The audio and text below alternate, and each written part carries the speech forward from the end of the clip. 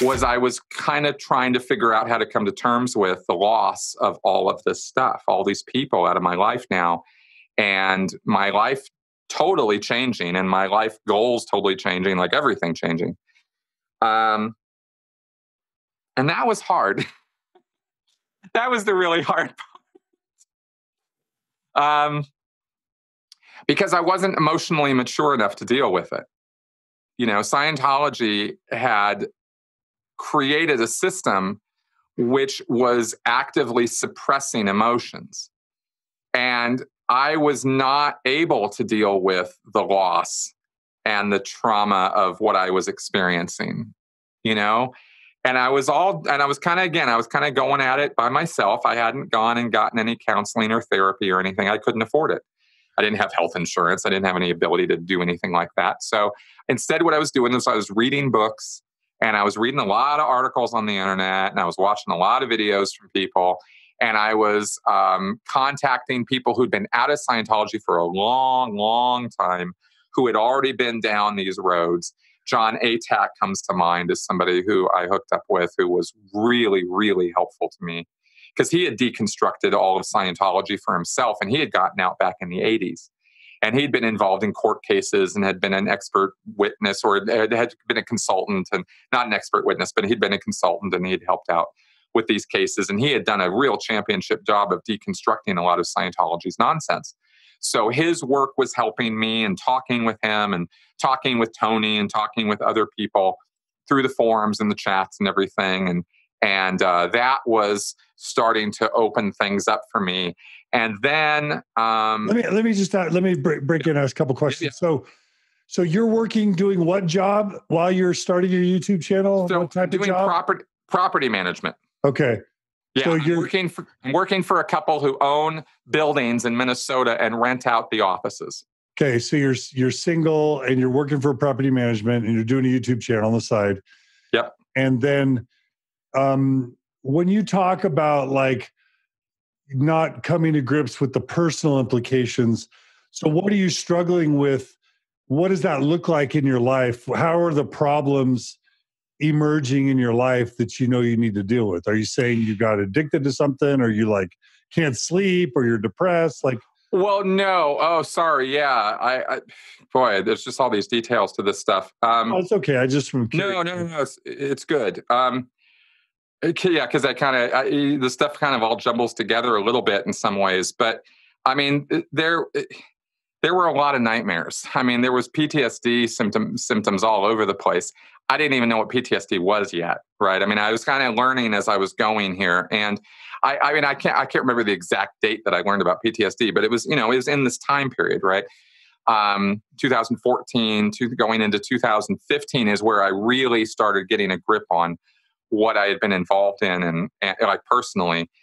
And the emotional component was the hardest, and let me explain why.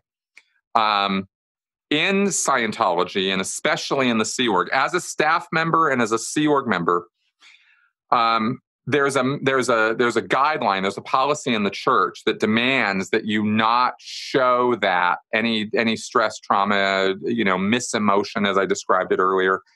That you can't show any of that stuff when you're on the job. And you go, okay.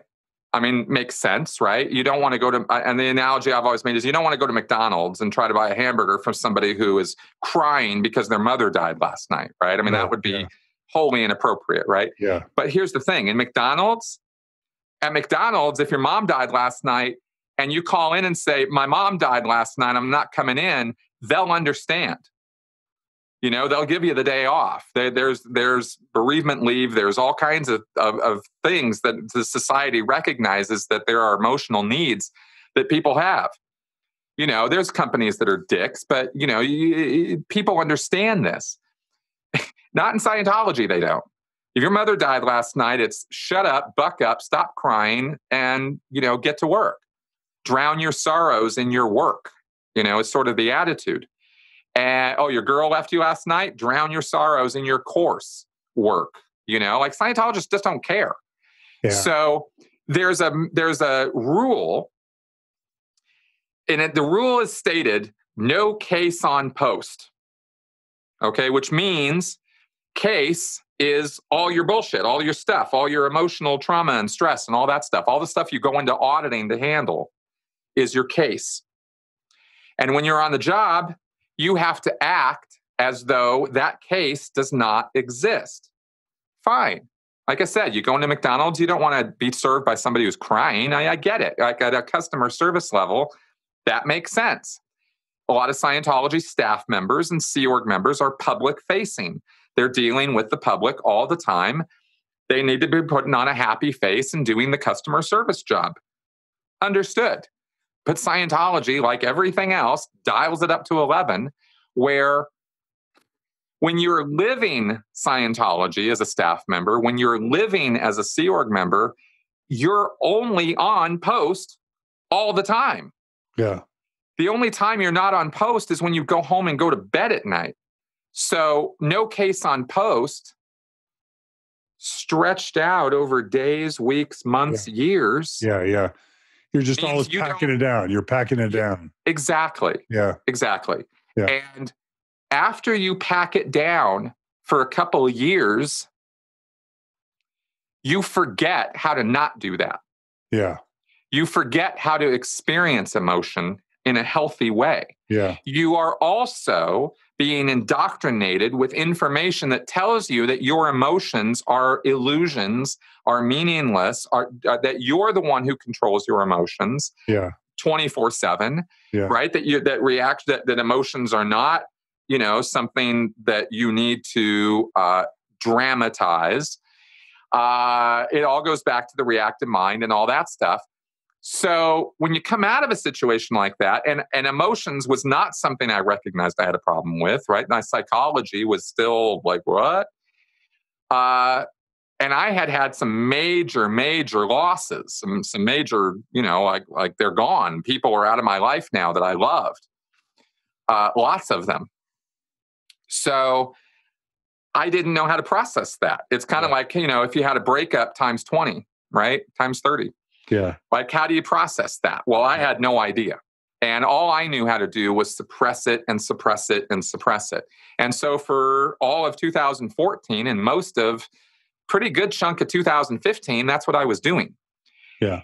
And it started dawning on me I think it was about halfway through 2015, maybe a little earlier, but I think it was about a good year or two before it started dawning on me that how I was dealing with my emotional life was unhealthy. Just avoiding, in a very significant way. Avoiding your emotions. Yeah. Clamping them down, denying that they exist. Yeah. Avoiding is sort of recognizing they exist. Yeah. I didn't even acknowledge that they existed. Yeah.